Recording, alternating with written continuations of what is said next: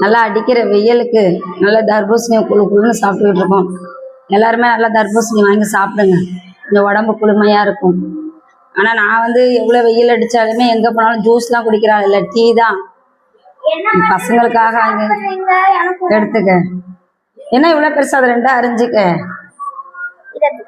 ஆ சரி, வாங்க தர்பூசணி சாப்பிடலாம். இப்போ அந்த மாடியில் போய் துணியை எடுத்துகிட்டு வந்தேன், சுத்தமாக எனக்கு கண்ணே தெரியல. எப்போ ஒன்றுமே தெரில எனக்கு. கொஞ்சம் நேரம் கழிச்சு தான் மடிக்கணும் போல இருக்கு. போ கொஞ்ச நேரம் உட்காந்துருவா. அப்பா துணியை எங்கே வச்சேன்னு தெரில, கைப்பிடி துணியை. இன்னைக்கு நம்ம வீட்டில் என்ன குழம்புனா சிக்கன் குழம்பு. சிக்கன் குழம்பு இல்லை, சிக்கன் கிரேவி பண்ணிட்டு ரசம் வைக்க போகிறேன்.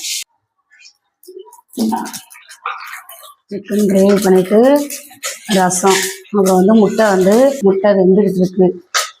முட்டை, சிக்கன் கிரேவி, ரசம். சிக்கன் வந்து 1/2 கிலோ கழுவி எடுத்து வச்சிருக்கேன். 1/2 கிலோ சிக்கன் கழுவி எடுத்து வச்சிருக்கேன். இதை போட்டுருவேன் இதுலயே.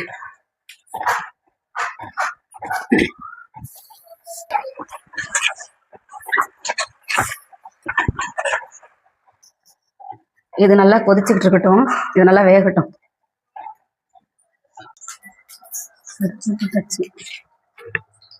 வெங்காயமும் பூண்டும் நசுக்கி வச்சிருக்கேன், போட்டு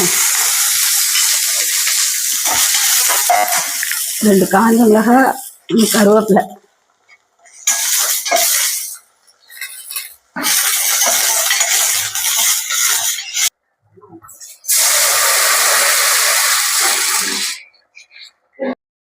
இன்னைக்கு நம்ம வீட்டு சாப்பாடு என்னன்னா சாதம், அப்புறம் வந்து ரசம், சிக்கன் கிரேவி. சிக்கன் கிரேவியா வச்சாச்சு. இது குழம்பாவும் யூஸ் பண்ணிக்கலாம், கிரேவியாவும் யூஸ் பண்ணிக்கலாம். முட்டை.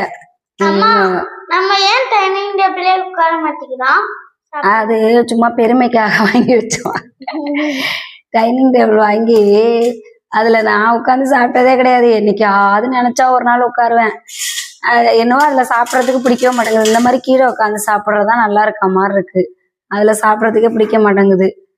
இதுங்க தான் என்னைக்காவது உட்காருங்க. சும்மா அது பெருமைக்காக வாங்கினதுன்னு நான் நினைக்கிறேன்.